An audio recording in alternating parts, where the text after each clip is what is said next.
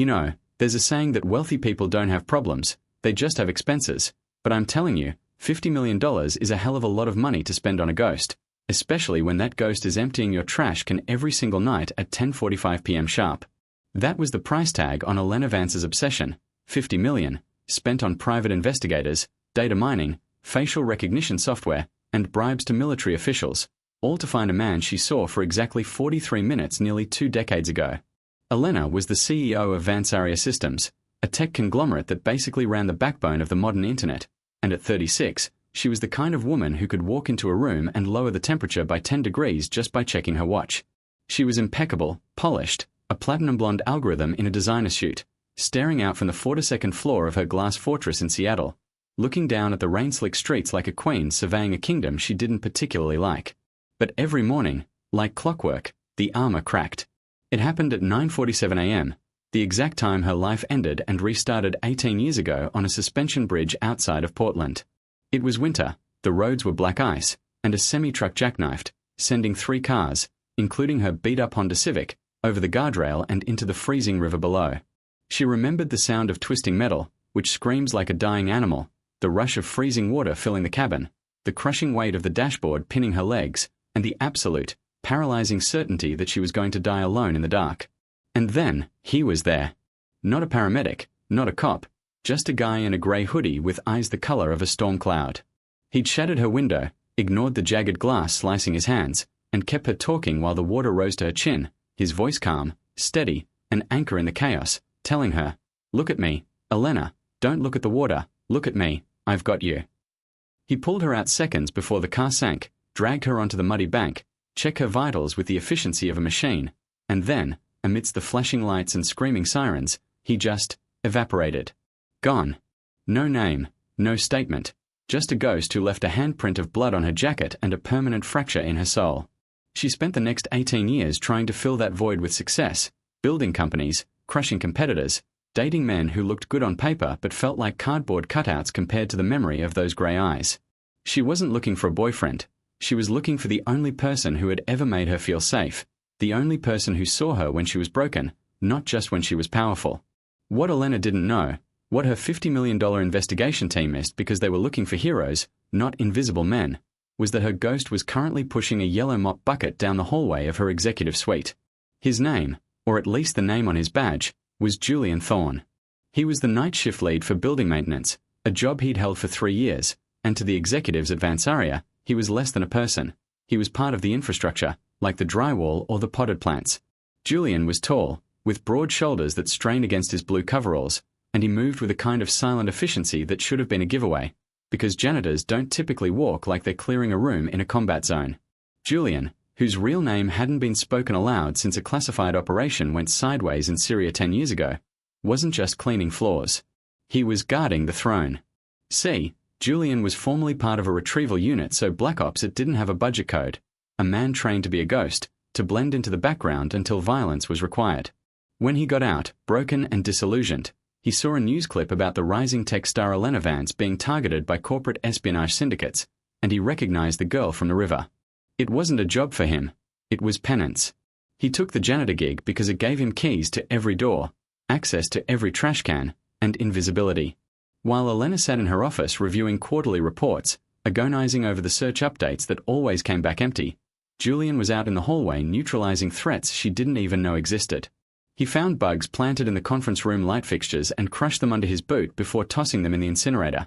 He intercepted a delivery driver in the loading dock who was carrying a package that ticked, disarming the guy with a swift strike to the throat and leaving him zip-tied for the police with an anonymous tip. He was her guardian angel, but he smelled like bleach and floor wax, so she never looked twice.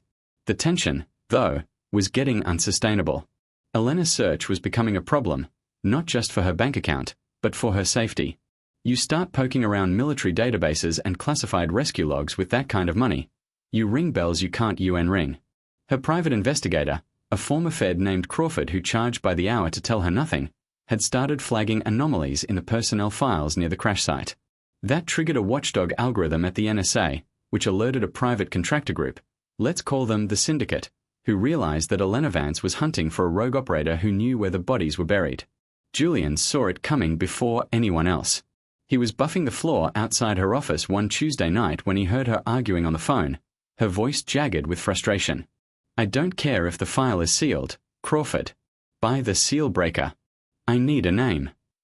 Julian paused, his grip tightening on the mop handle until his knuckles turned white. She was digging her own grave.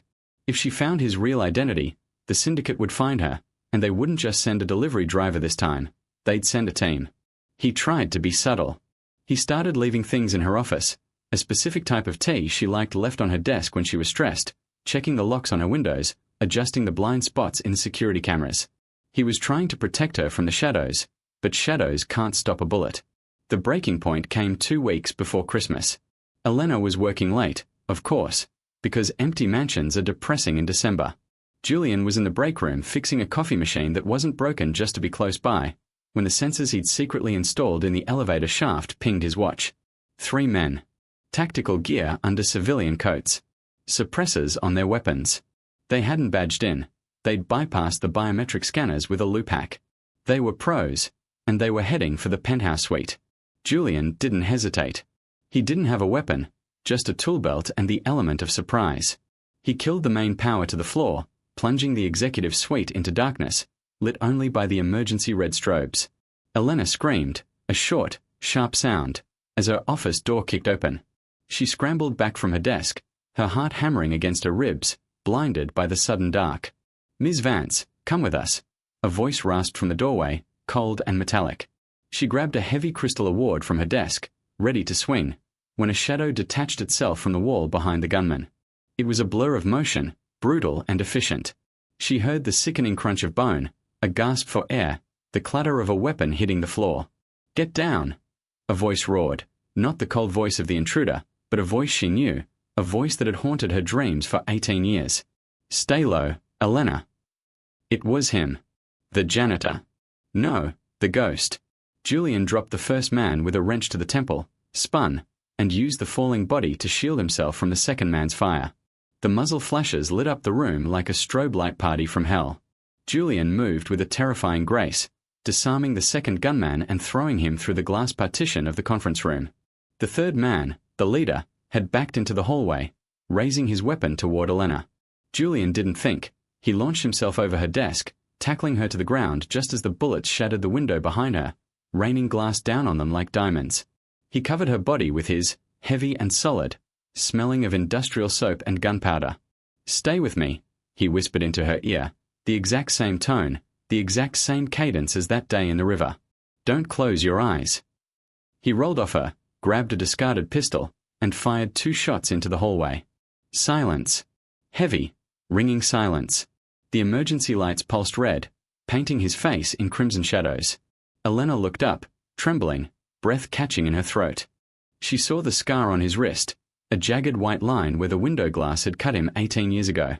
She looked at his face, really looked at him for the first time in 3 years. The janitor. The man she walked past every day without a second glance. The man she had spent a fortune trying to find. "It's you," she whispered, the realization hitting her harder than the floor. You take out my recycling." Julian checked the magazine of the gun, his expression grim.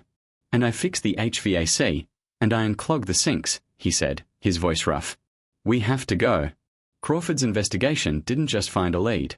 It painted a target on your back. "They know you're looking for me, which means they know I'm alive." "Who?" she demanded, scrambling up, her designer dress ruined, her mind racing. "The people I used to work for," Julian said, grabbing her hand, that same warm, rough grip.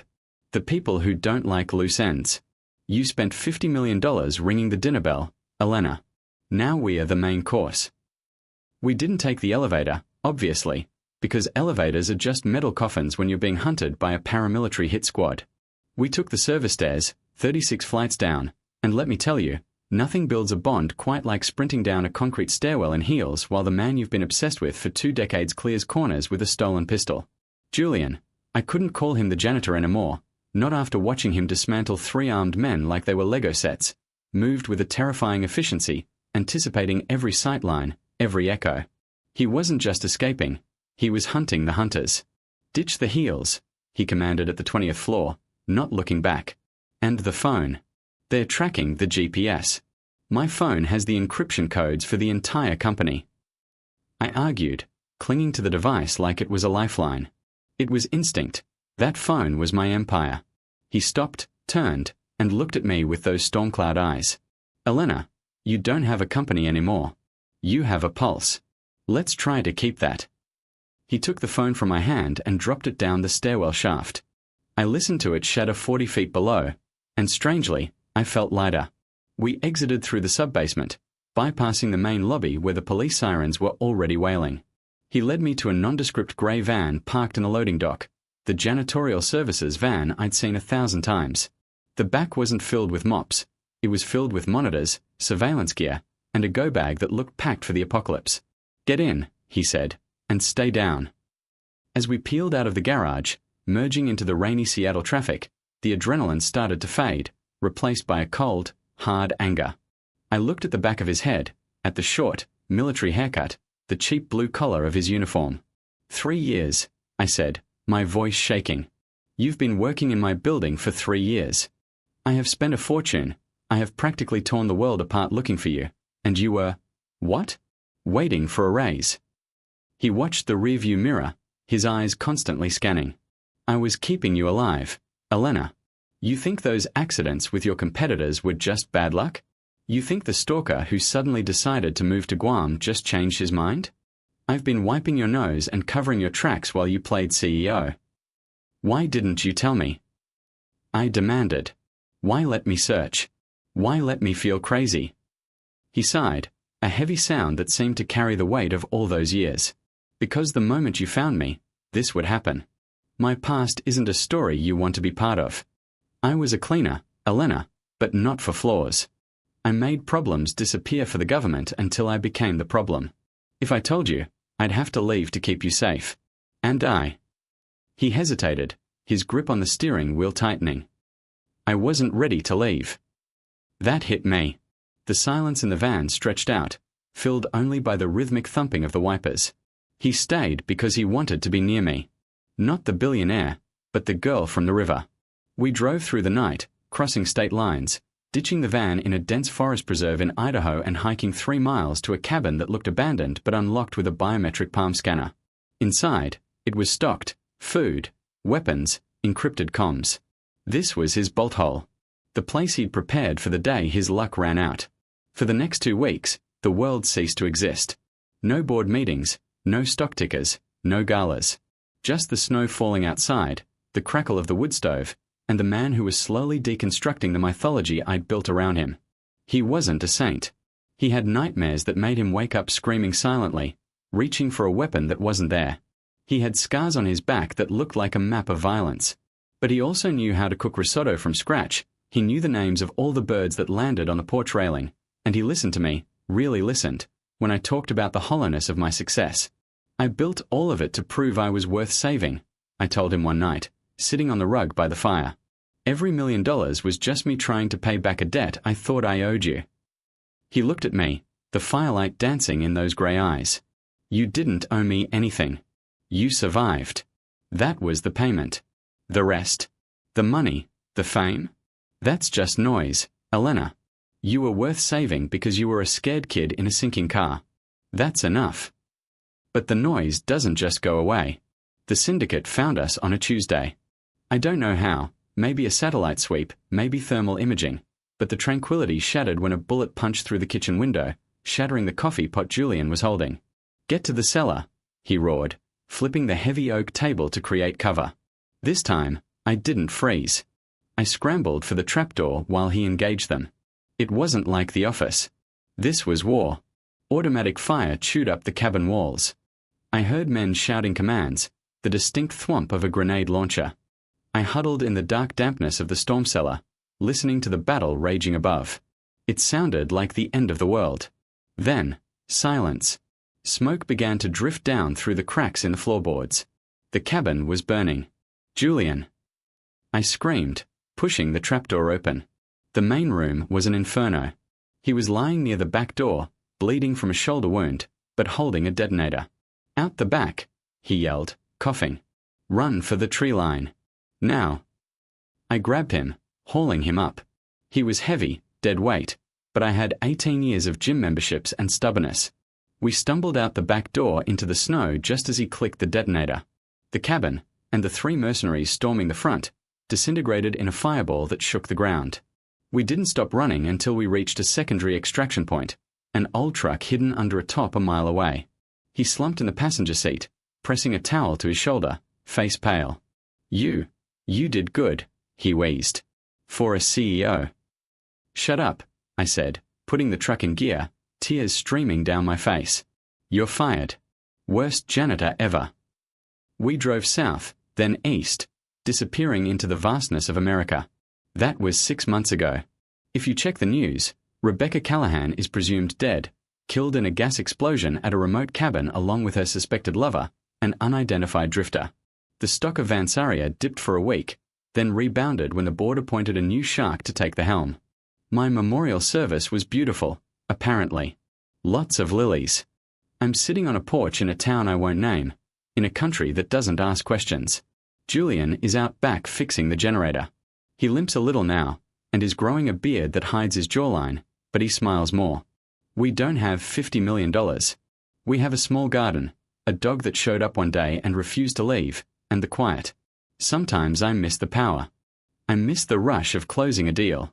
But then I look at him, wiping grease off his hands, looking up to check on me just like he did in the river, just like he did in the office, and I realize I finally found what I was looking for. I spent a fortune trying to find a hero, but I ended up with a partner. And here's the kicker, the thing that keeps me up at night and what I want to ask you folks. We live in a world that tells us success is visibility, being seen, being known, being on top. I spent my whole life trying to be the most visible person in the room.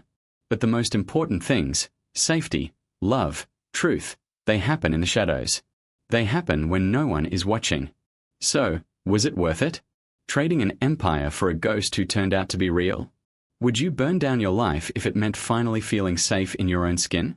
Or would you have stayed in the tower, rich and alone, waiting for a savior who was emptying your trash the whole time? Let me know what you'd do in the comments. Because honestly, looking at the sunset right now, I think I got the better deal.